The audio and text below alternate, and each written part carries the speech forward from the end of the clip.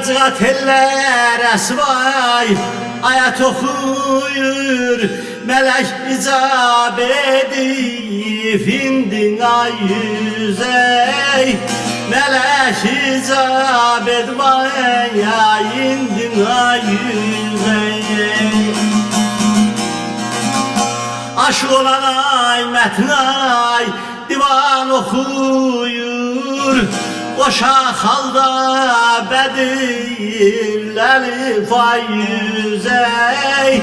Koşa halda bedirleri fay yüzey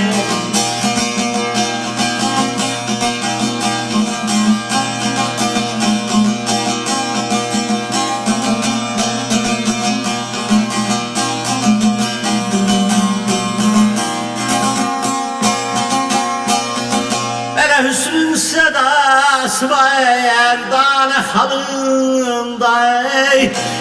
Seysen öryay pervan yazeyler dalınday Seysen öryay pervan yazeyler dalınday Adın geçer ay alimlerin dilinde Aşk olan ay terif yazar ay yüzey Aşk olan ay terfaya yazar ay yüzey